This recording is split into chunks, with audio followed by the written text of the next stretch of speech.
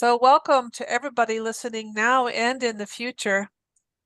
Today we're having a free lecture from Klaus Everts. He's talking about the intersection between near-death experiences, pre-life memories, and pre and perinatal psychology. And we're very fortunate to have Klaus here to give us a lecture. He works as a psycho-art and body therapist in his own office and Center for Palliative Medicine, University Hospital in Cologne, Germany. Painter and cultural psychologist, researcher in images as forms of consciousness, lectureships at the University of Cologne in Dresden and the University for Environment and Economy and Department of Art Therapy. Is it Newtingen? Is that how I say that, Klaus? Newtingen? Newtingen? Is that the name of the city where you had this? Nürtingen. Nürtingen. Nürtingen, yeah. Yeah. And Dr. Mildred Skiel Academy of Cologne. His main work is a design of prenatal aesthetic in the Kunstanalyse, art analysis.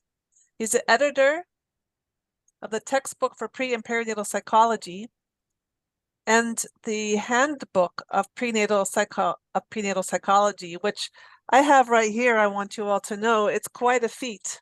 Ooh. Okay? It's quite a thing.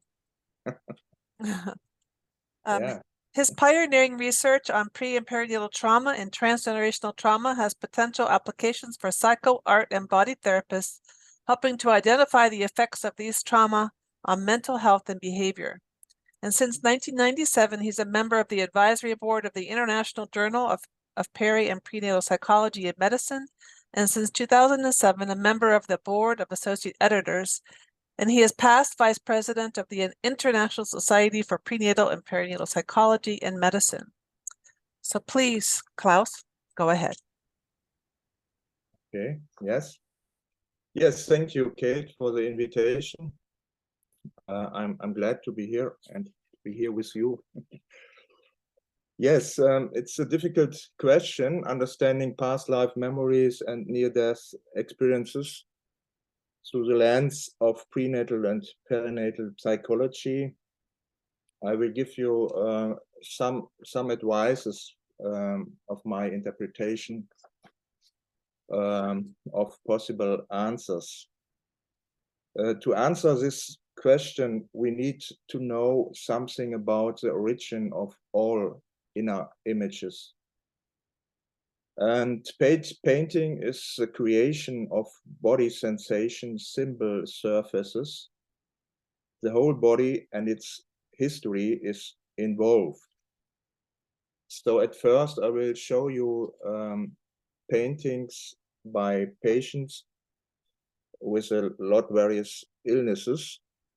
And in the second part of the lecture, I will read a text as an answer of this question. So I show you at first a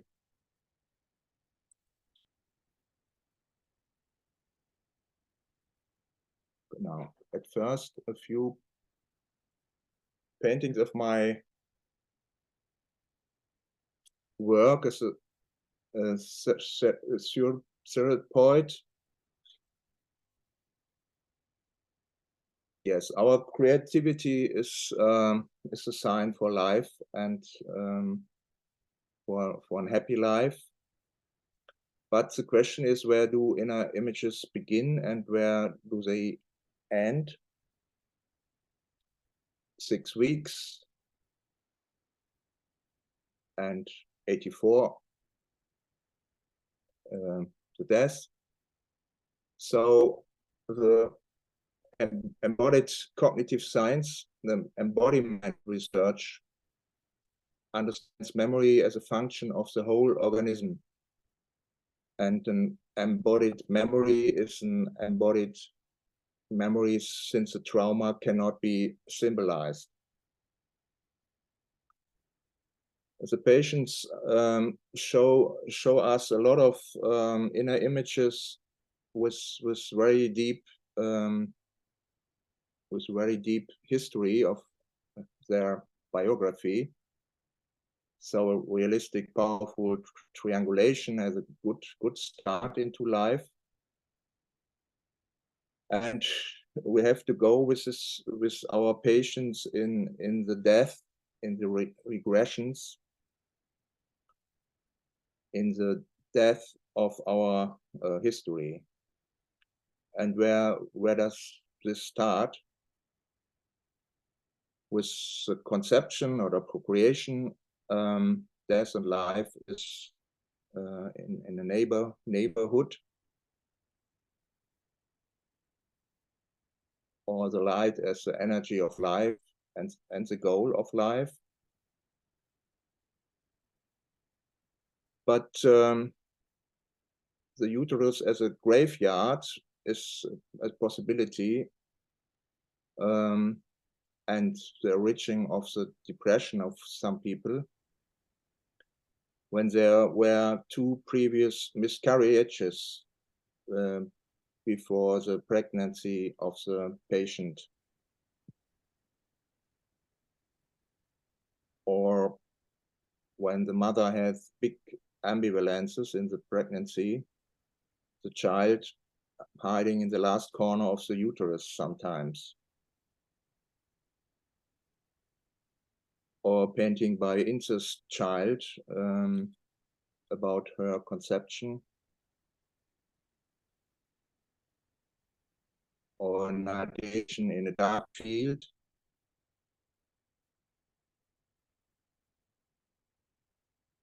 or nesting in a fearful mother,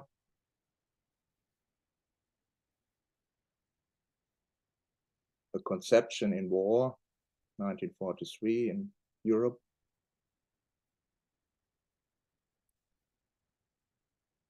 a black sperm, the conception as a deadly threat,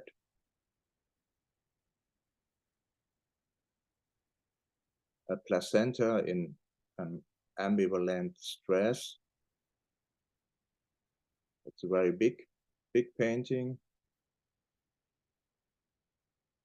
Or a sick pregnant mother and a black placenta.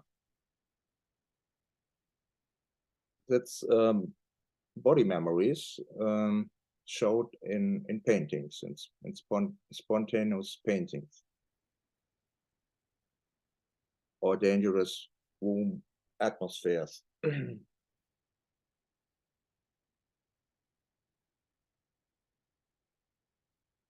And the psychic splitting phenomena encounter with the inner embryo is a very important step in therapy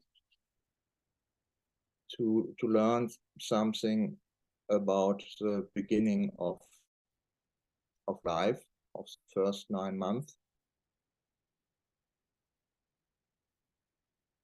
And the neural awareness starts in the 5th or 6th weeks from pregnancy.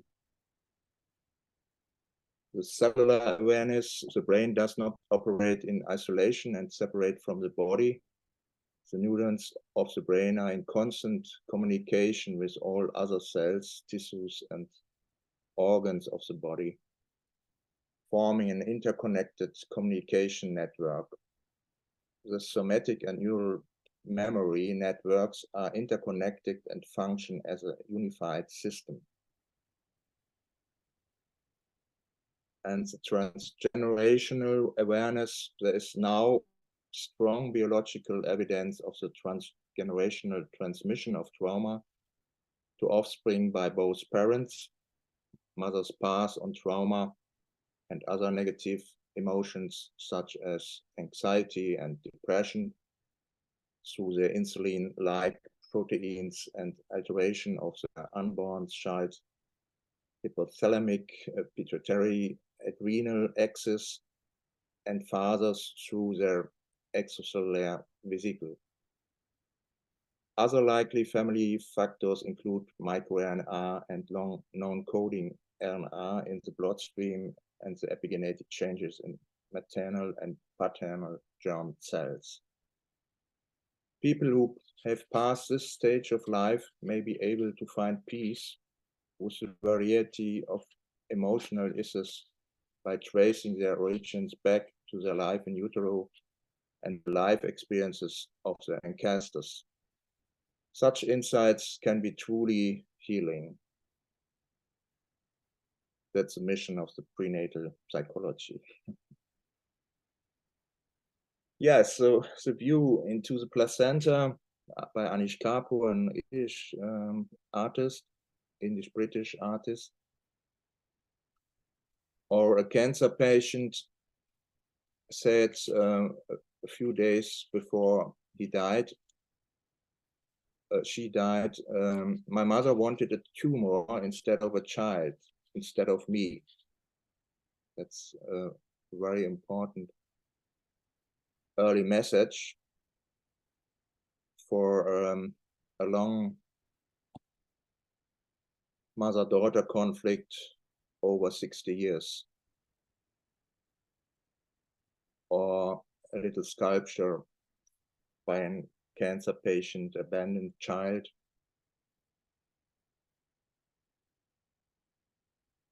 Or the positive energies, the treasure of loving discovery when the mother discovers that she is pregnant. And she looking forward for the child. So in modern psychotherapy, the core of any psychotherapy is the deep question of the patient: am I loved, or can I love? And can I feel safe in the world, or I'm always afraid? Not all unwanted pregnancies are terminated. Worldwide, 41% of pregnancy are unintended, according to WHO estimates. A recent study from Germany found that about 1/3 of pregnancies were unintended, unwanted, ambivalent, wanted, but later. And nearly 80% of these pregnancies were explicitly unintended, but of those, more than half were carried to term. So these figures indicate important factors for the origin and roots of dissocialities, destructiveness, and destructive aggression of man. As a therapist, one learns again and again that behind all possible symptoms, illnesses, and crises, the pain of the unwanted and the unlived life is the actual pathogenetic distress, which cannot be solved for a long time in life, possibly be never. So there are paintings by patients who survived an abortion attempt. The needles are getting closer to the little embryo,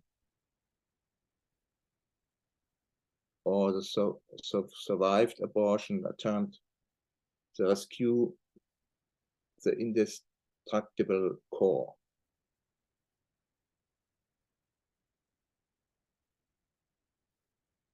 Yeah, at the core, all mental illnesses are based on an interplay between genetic, epigenetic predispositions and prenatal, early postnatal negative experiences and influences.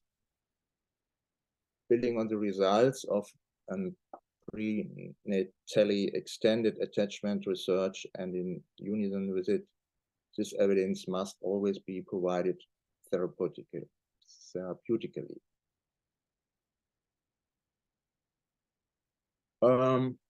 That's 100 years later, it's still right. We found, to our greatest surprise, that the individual hysterical symptoms disappeared immediately and without recurrence when we succeeded in awakening the memory of the initiation process to full brightness thus also awakening the accompanying effect.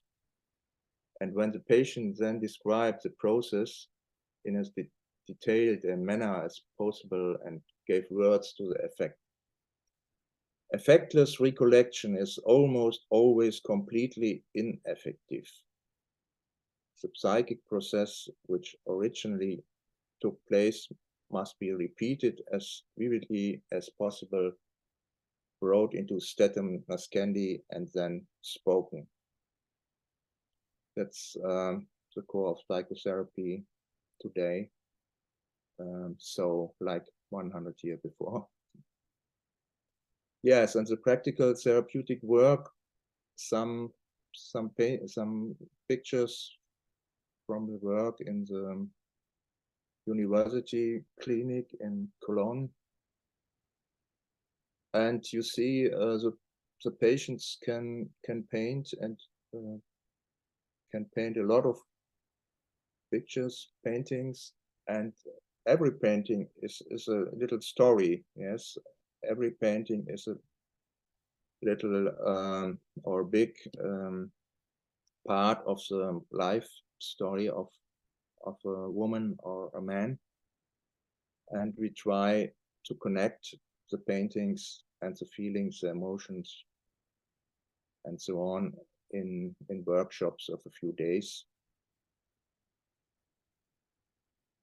You see the evolution of the paintings.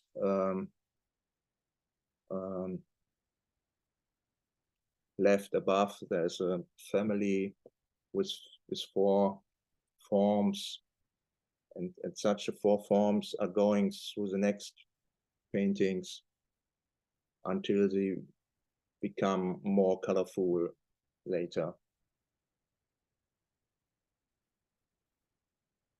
Or we mixed art therapy and body therapy.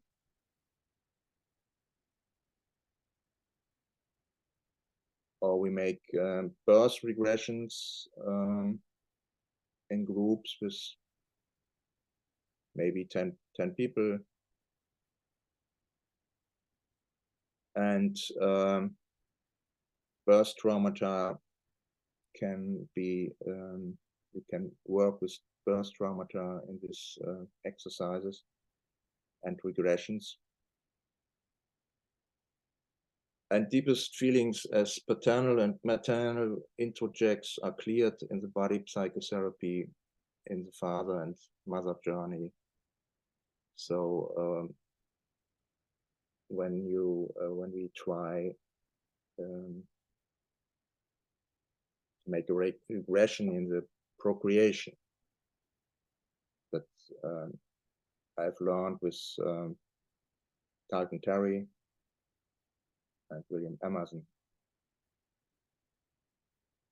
Or we go in the ovary,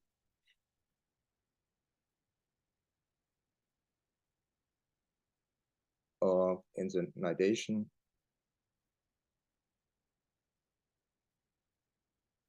So, and in the researching of medicine, the fetal programming is a very big,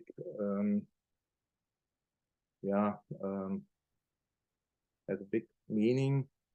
In critical phases of fetal development, epigenetic factors can already represent irreversible predispositions for diseases in later life by permanently modifying the function of physiological systems via a change in gene regulation and gene expression, and can thus acquire pathogenetic significance.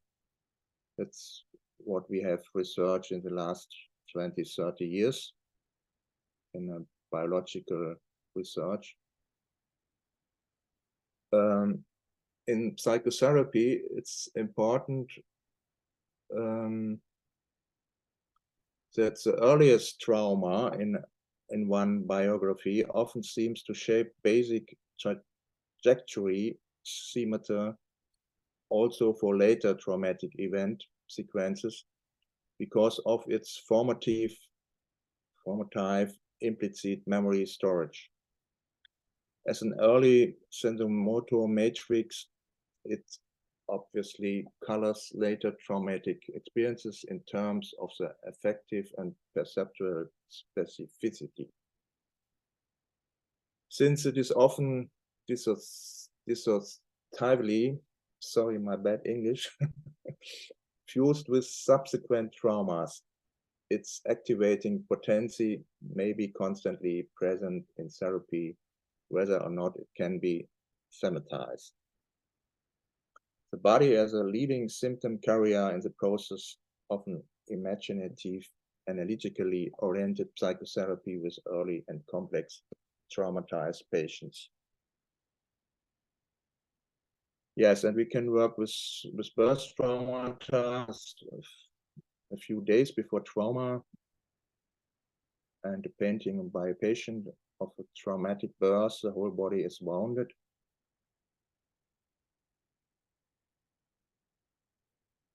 Or another cancer patient said, I almost killed my mother when I was born. I was too big a child. I have been trying to make up for it all my life. It's a conflict of 50 years in this family. Or traumatic birth as a near-death experience. The pain vertebrae at the core of the trauma. How does it feel? How is the feeling in the trauma, in the core of the trauma? A dangerous entanglement by the umbilical cord.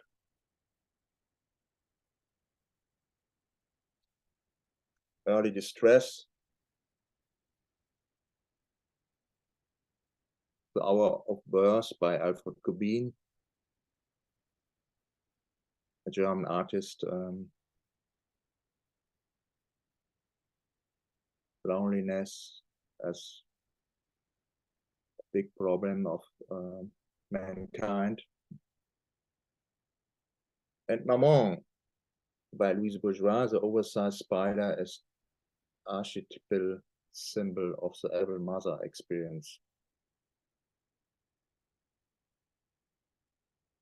The toxin wound, the suppression of the primal pain has a long history in the psychoanalysis. The lacuna in Freud's thinking, the exclusion of the early mother relationship, the dissociation of psychoanalysis through the exclusion of Otto Rank, who wrote The Trauma of Birth, 1924. But strong influences of Rank and Reich on the emergence of humanistic psychology in the United States, and Janov and Grof and so on worked in this area. And the still existent split in psychotherapy and the crisis of psychoanalysis due to the denial of the feminine maternal dimension. So a good early bonding, a good early time is the treasure for life. So, and with this painting, I will read my text to understanding past life memories and near-death experiences. In my almost 40 years of work in end-of-life care of tumor patients, it became clear that the greater a prenatal, a perinatal, or early childhood trauma experience was, or in the family system, a transgenerational trauma was unresolved, the more necessary also ideas and fantasies of other worlds became. Patients' inner images of death and afterlife were always correlatively identifiable with the rescue illusions that had necessarily arisen in the traumatic experience of the early biography. Likewise, with patients with the ideas that they had lived before. The special structural force of pre- and perinatal traumatizations often hardly allows other ideas than that there must be another life, because the own one seems to be too burdened and hopeless. This emergency reaction is then projected onto the real world instead of being able to classify oneself as an individual link in a long chain of ancestors and descendants. In my 36 years of experience in the Center of Palliative Medicine with dying people, it has been confirmed to me again and again.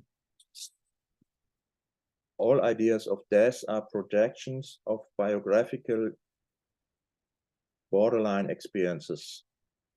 One imagines dying as it has already been experienced in the preceding threshold experiences of biography, procreation, birth, and traumas, or how we have experienced death in our family system. In the case of traumatic experiences of the biography and the family system which are unresolved, the inner images coupled with them are projected onto dying and death accordingly. In my advanced training courses on end-of-life care at the University Hospital of Cologne, I have always emphasized inner images of fear and death in patients who are seriously ill can initially only stem from the following experiences. First, by traumatic experiences. Second, by birth experiences. Third, by prenatal experiences. And fourth, by conception experiences. The fact that the most several life experiences are at the same time etiologically significant for diseases that can lead to premature death is of course part of the topic. Simply put, the point of this lecture is to counteract the underestimation of human consciousness and its capabilities. Human consciousness is not possible without an intact central nervous system. However, every human consciousness is a wonderful, highly complex living phenomenon between conception and death. The basis of human sense of identity is an interaction of all nervous systems, organs, and brain areas. With constitutionally health of our basic equipment, only traumatic experiences can disturb, interrupt, or split this continuum and experience of identity. So there can be no inner pictures and memories of one's own really experienced death. But there are very many memories and fantasies of subjective traumatic experience which felt so extreme and cannot yet be understood differently, as if the soul would leave the body or as if one had already died once. The out-of-body experiences, of which we have an abundance of case description, always describe the same feelings. In the highest threat experience, the normal everyday consciousness switches off and goes into emergency aggregates. The last possibility of escape from excessive fear and excessive pain is the escape from feeling and perceiving. Only when one feels nothing anymore, one is safe and seemingly safe. Or when you feel the exact opposite of what is happening to you right now. This is a protective function, and it's good that it exists. Otherwise, the unbearable would kill us directly or make us go crazy. No, biologically, what happens here is neuronal information blockade between the neocortex and the limbic system, amygdala, thalamus, sensorimotor, auditory, visual, olfactory, sensories, creates the greatest possible shield against the greatest possible danger, namely perhaps losing one's life. Out-of-body experience are such psychological protective mechanisms that can switch off certain levels of sensation and self-awareness and only let through disconnected perception and feelings that only serve survival. Feelings and sensations arise as if the soul has left the body and is looking from outside at the body and what is happening to it. This feels absolutely real. In fact, our consciousness has the ability to imagine ourselves from all kinds of perspectives from the outside, vivid and real. But it is an ability of the central nervous system, an inner imagination. It's not a real process, as if something from us would go out of the body and go back afterwards. There's no experience independent of the body. But we can pretend with our imaginations and fantasies that we can be without body when we are exposed to transmarginal pain or anxiety. This is a well-known fact of psychotherapeutic research. Out-of-body experiences are necessary constructions of our central nervous system in greatest distress. Later in the psychotraumatological and psychotherapeutic treatments of trauma, it is an important feeling tool to work with this understanding, as it is then a matter of retrieving and integrating the disconnected part of experience, but under the protection of therapy. This basic understanding of postnatal trauma becomes even more significant when dealing with pre- and perinatal trauma. Near-death experiences then are just one particularly familiar form of these out-of-body experience associated with the same descriptions over and over again. Tunnel experiences with an indescribable light at the end of the tunnel, experience of the greatest possible love and security, blurring with the whole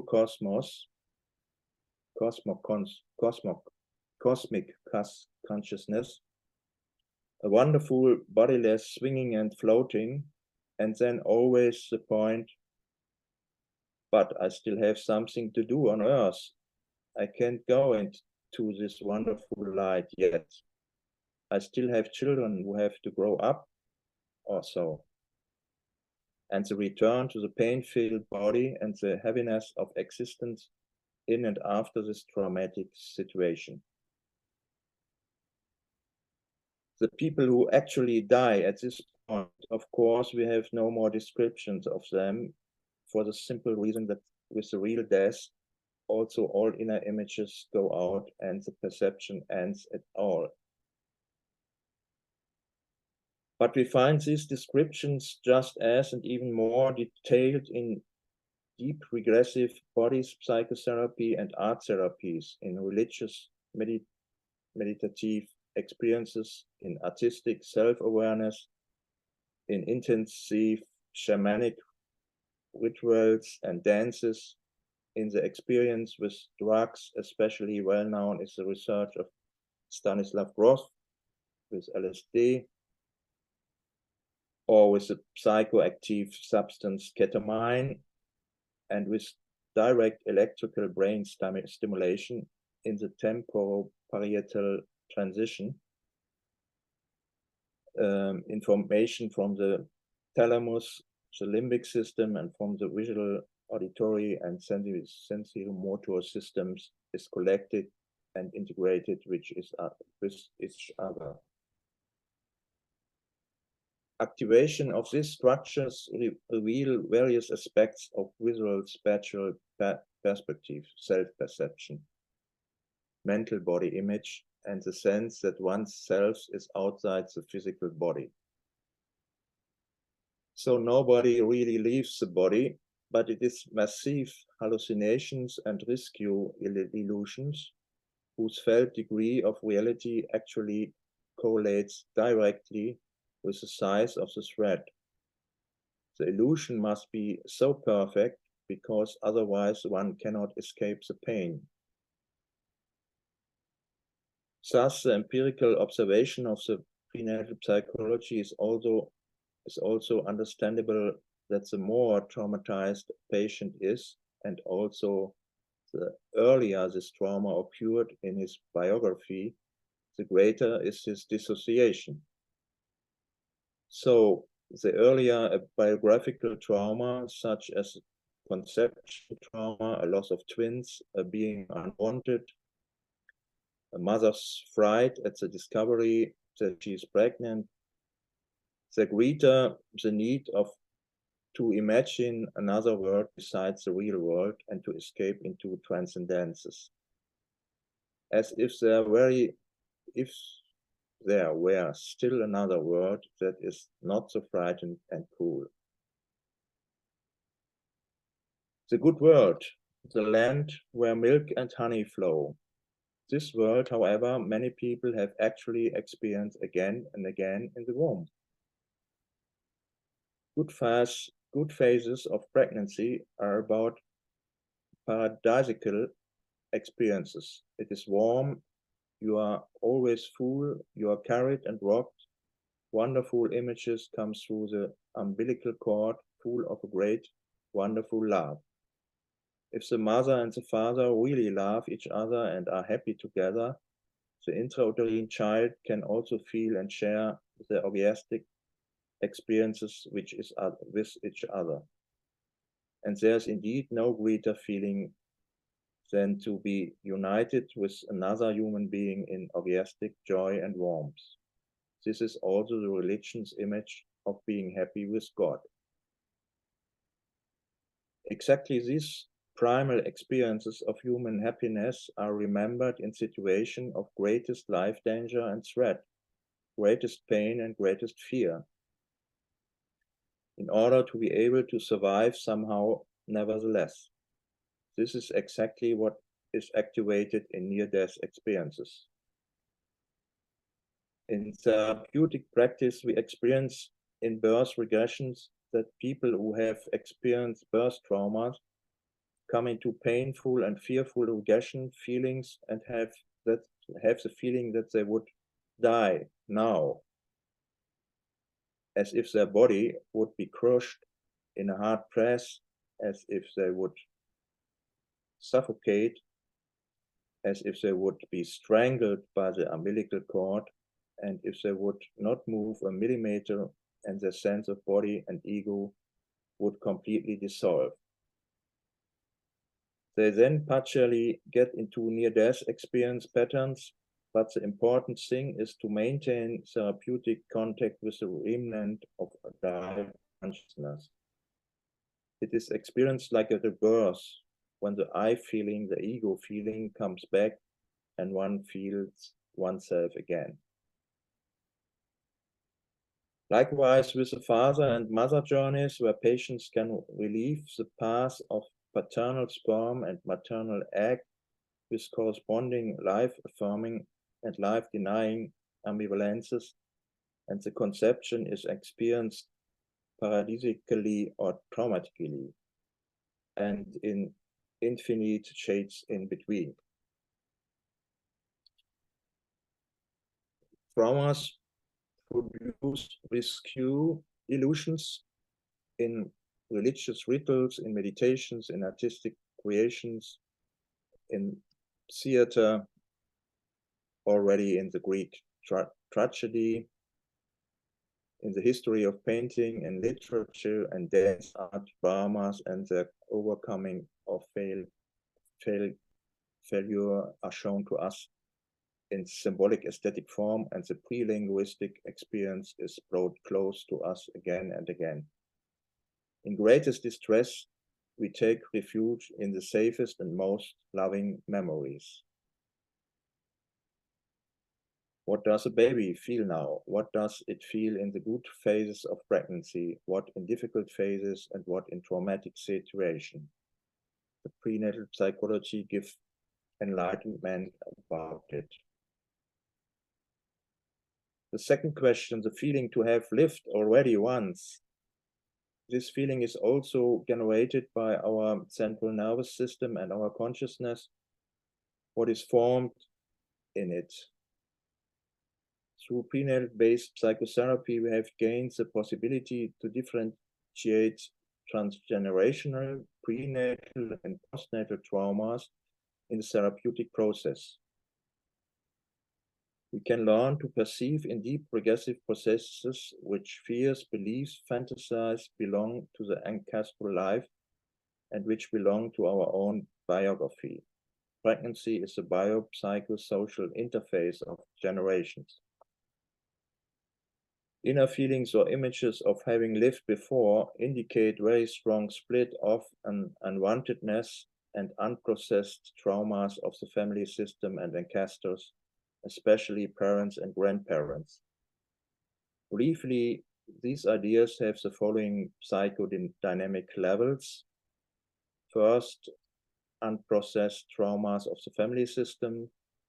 Second, projection of an unlived life, of one's own unrealized potentials. Third, escape fantasies and rescue illusions from real life here and now.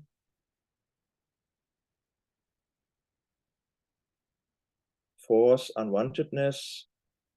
5, strong desires of the mother projected onto the child, for better or worse. For example, gender disappointment. 6, the real transgenerational experiences that break through.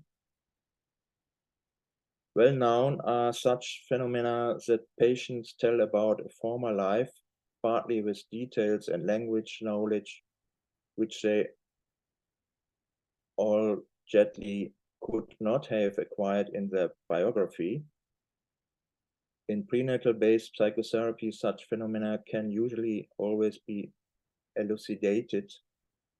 The mother read historical novels during pregnancy and identified strongly with the protagonists. The mother read literature in a foreign language during pregnancy. The mother dreamed of another life in another time. The father has corresponding unfulfilled of repressed dreams. The more symbiotically the child is intertwined with the mother, that is, the less clear the object relationship of the parents to the new child, the greater the possibility of imagining another life, not actually belonging to the family, being a founding, being in the wrong place, being in the wrong world. In an interview with leading Taliban, who have a fanatical patriarchal view of religion, the answer to the question why they do not build schools and kindergartens, hospitals and social institutions was, oh, that is not the real life here on earth. The real life takes place only in heaven. How much terrible, violent early attachment experiences is behind such a statement? Often the alleged former life is described with a certain drama. One was killed violently or persecuted. On the one hand, there are disguises of prenatal traumatizations. On the other hand, there can also be splinters of transgenerational systemic traumas, where a lot of guilt and not accepted responsibility. Great misfortunes and catastrophes are involved. A murder in a family system, for example, affects 5 generations. A violent abortion, also the child was actually wanted, can lead in a family system to the fact that in the female line, the next 3 generations abort the first child, but the later children are carried out, and so on.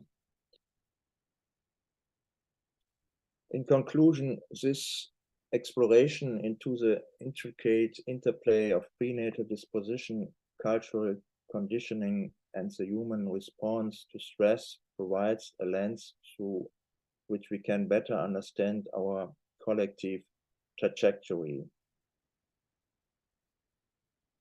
The identified levels of strong negative pregnancy ambivalences highlight the deep-seated roots of our emotional landscapes, influencing not only individual lives, but also shaping the broader cultural narrative.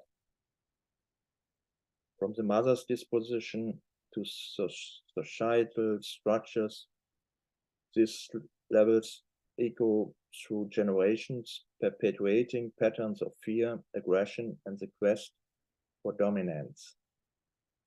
The profound impact of unresolved trauma, both at the individual and society levels, cannot be overstated. It is in the acknowledgement and therapeutic addressing of these traumas that we find the key to unlocking a more empathetic, compassionate, and peaceful world. The echoes of warlike mentalities in financial crisis, power struggles, and geopolitical conflicts become clearer when viewed through the lens of prenatal dispositions. The epigenetic imprints of our ancestors resonate in our responses to stress, shaping our perceptions of self and others. However, awareness and understanding paves the way for transformation. As we grapple with the looming specter of eco-catastrophe, the urgency to break free from negative longings becomes evident. Cultivating a therapeutic culture, one that emphasizes mental health, empathy, and responsible living, becomes paramount. By nurturing the well-being of mothers and children, fostering love and peace, and confronting our collective warlike predispositions, we set the stage for a more harmonious existence. In the end, the quest for peace is not merely a geopolitical endeavor, but a profoundly personal and interconnected journey. It starts within the individual, radiates through families and communities, and extends to the collective womb of humanity. Through a commitment to understanding, healing, and transformative action, we have the power to reshape the narrative of our shared future, one that transcends the echoes of war and embraces the symphony of empathy, resilience, and hope. Yes, thank you for hearing me. So. Well, thank you, Klaus, for your paper that it feels like you prepared for us, your words so that we could hear and clearly your message. So I would love to know if there are any questions anyone out here has for Klaus, because I could definitely have asked questions too. But before I do, I wanted to see if anyone here has a question.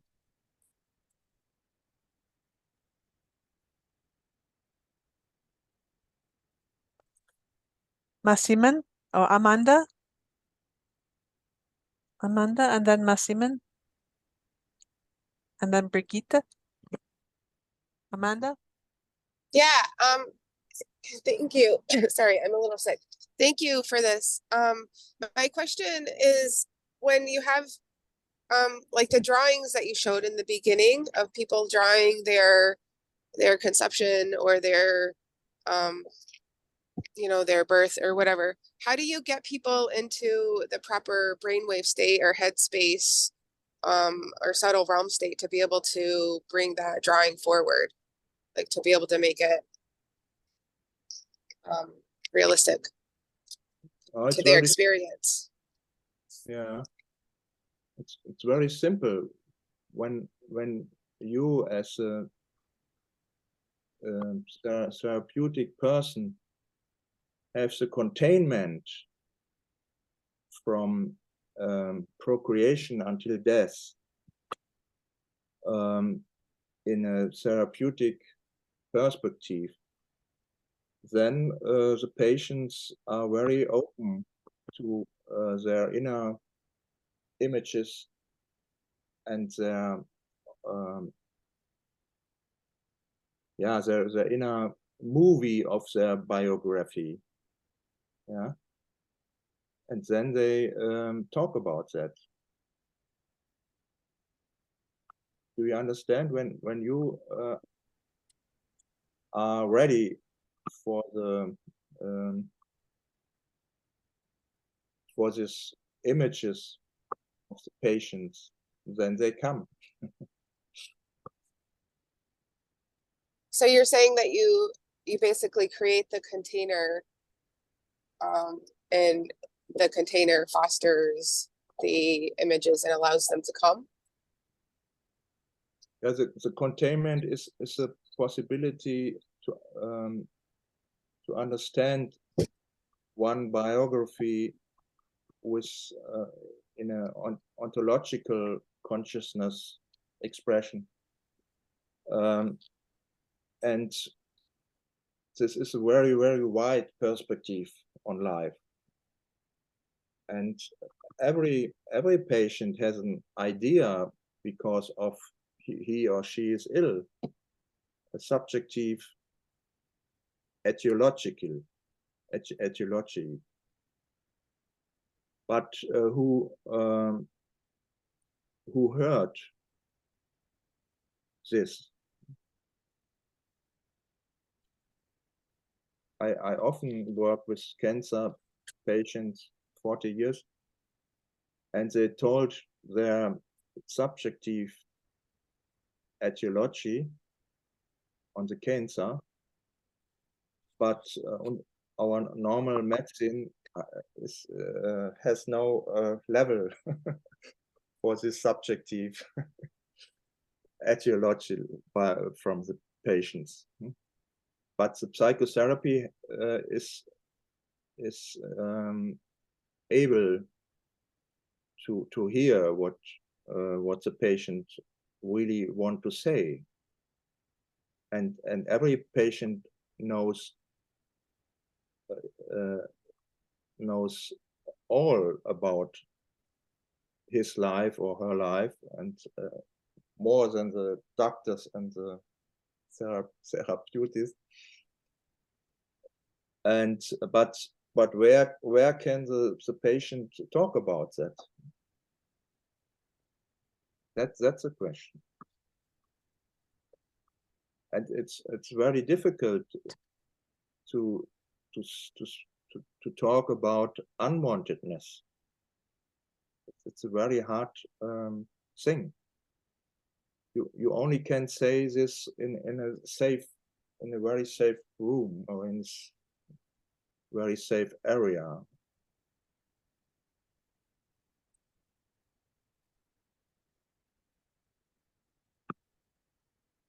Yeah.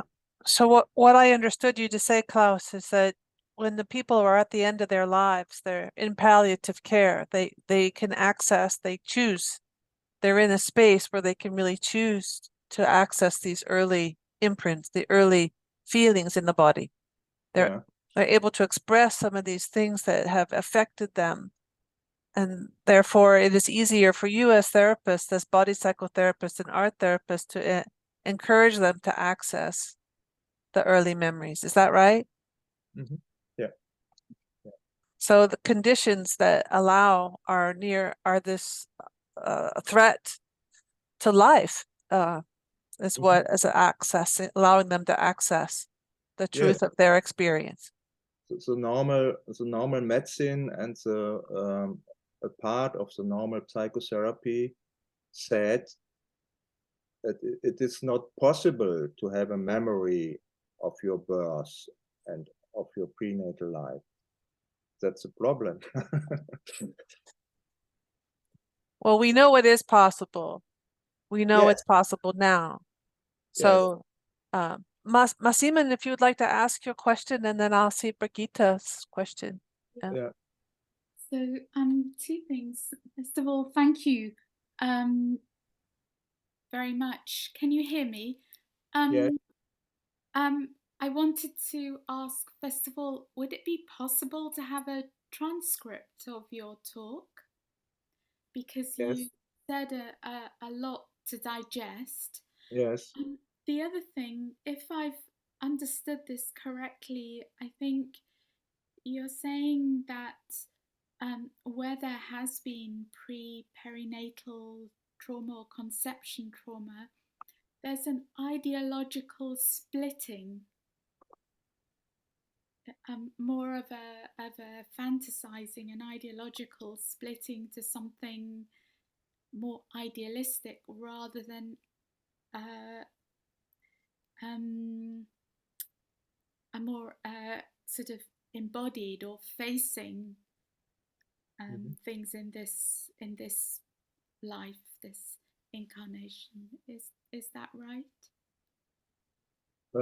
I'm not sure whether I understand you.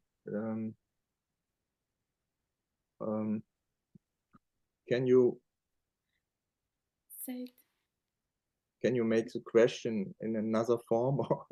yeah, I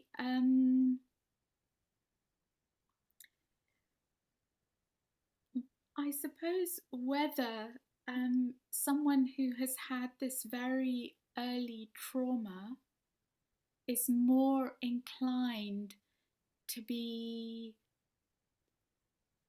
searching for a solution or a belief, Yes.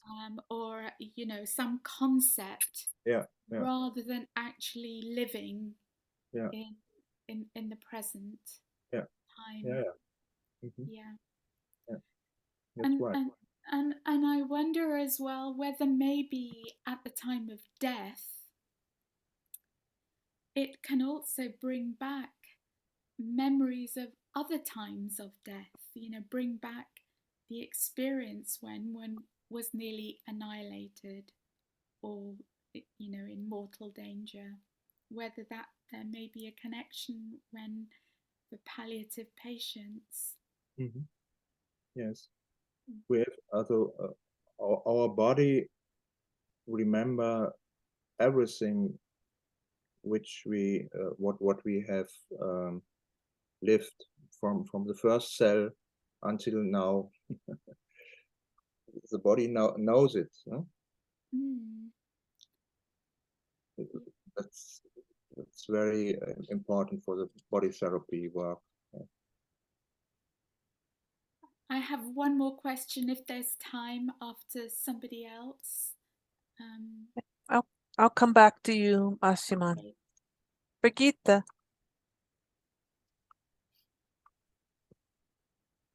Yes, thank you, Klaus. I always like it to have something new or to think about and some inspiration from you. What I'm not sure if I understood everything what you're talking about.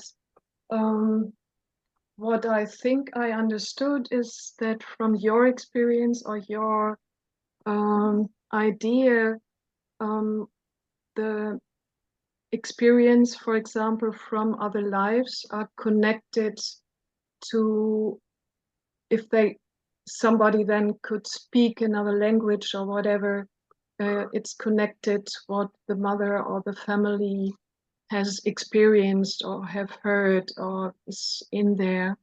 Yeah. And you know, since I don't know 30 something years, I'm working with holotropic breath work, and sometimes in these experiences something like these experience from other lives take place, and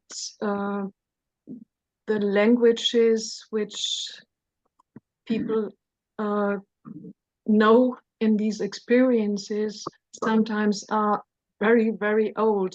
So Stanislav Grof sometimes has his record machine and brought it to a specialist, and they found out, I don't know, it's a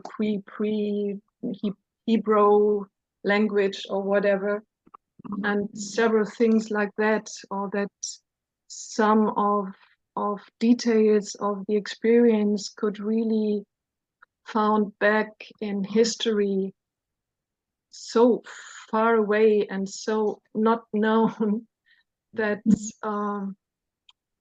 yeah, that I'm Yeah. I see this connection what you are talking about, that's all that also took place. I could see it, but I'm very sure that there's another level of consciousness which is not connected only to the cellular and nervous system and body, what is printed into the body.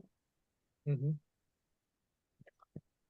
Yeah, but at first is a question important, which psychic function has this idea or memory or whatever it is.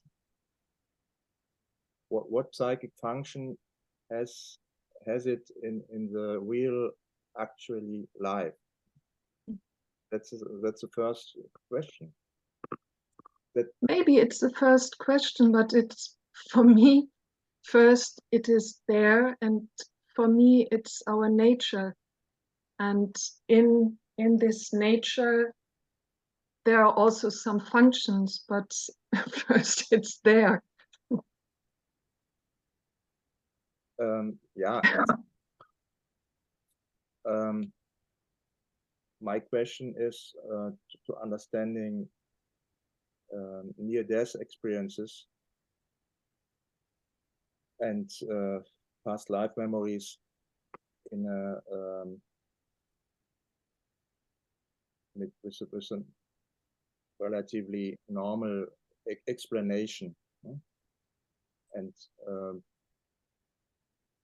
in 90% of the patients it's real and important. No?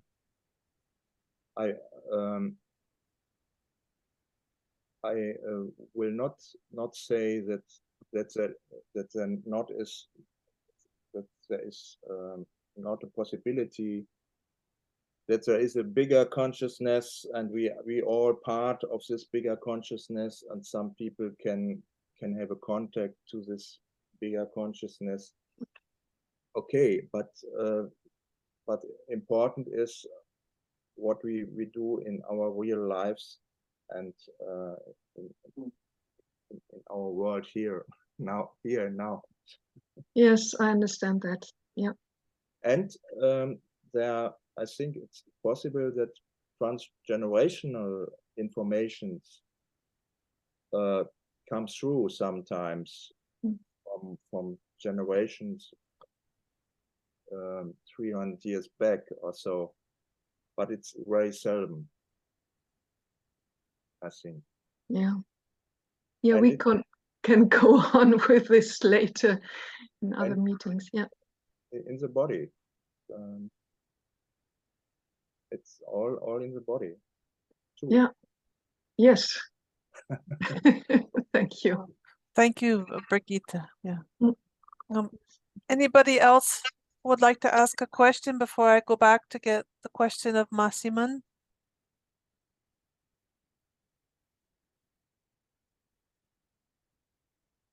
Daniela, did you want to ask a question?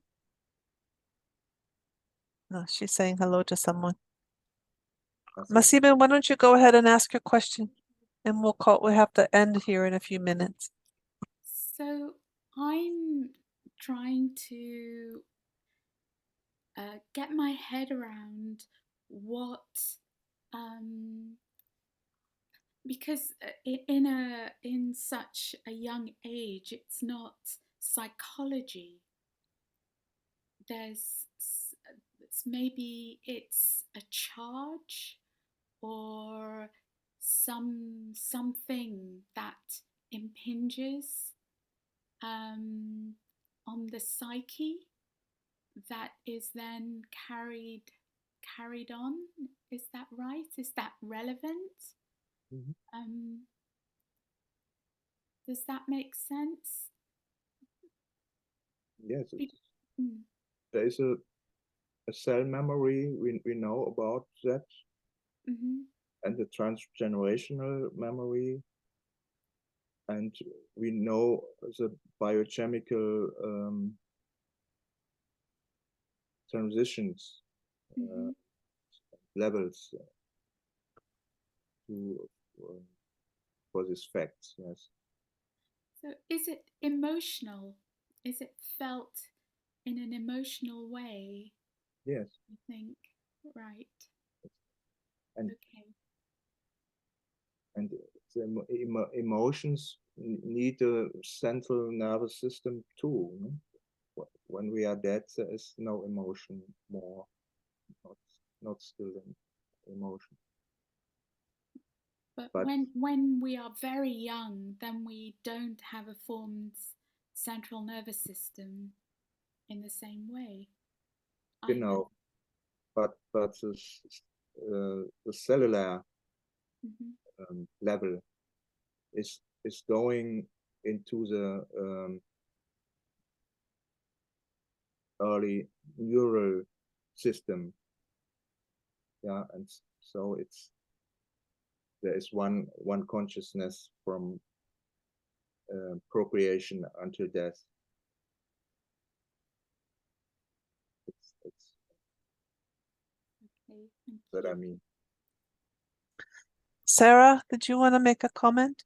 Yeah, I'm a painter, and I'm also totally feel the correlation between birth and death, and how painting it's beyond words.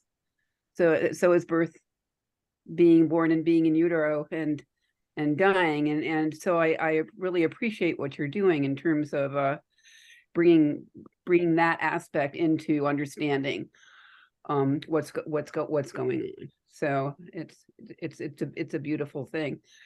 And there's a huge aspect of not knowing when we're in utero necessarily where we're going, and there's a huge aspect of not knowing when we're dying where we're going too. So all of that, but that can be expressed in painting. So I really appreciate what you're doing. Thank you. Thank you, Sarah. I've asked Klaus to teach in the online school this combination of accessing our earliest memories in painting. So in 2024, Klaus is going to start a series of experiences that we're calling journeys. And his first one is called Journey to Your Own Beginning. We would like to approach the foundations of our own existence with the help of inner images and painted pictures. In this workshop, we'll make first approaches to memories from our prenatal birth and early postnatal time and connect them with our current life dynamics. So I am also a painter, and I would love to engage in this with Klaus. And we will invite you all, those of you who are listening, once we have details. I feel also there's something ineffable and accessible through art and through color and through action. The painting, the action of painting and from the body and from these memories. And I have read Klaus's writings, and I think he's a very unique and original thinker, and his many years of assisting people in passing away, and his commitment to early incarnation experiences also. So yeah, I think we shall have a very rich time. So I will let you all know about that as we are formalizing these workshops. Yes. Yeah. Well, thank you all for coming today. And we'll keep you informed of our how we craft these journeys, and we'll see you next time. Yes. Thank you.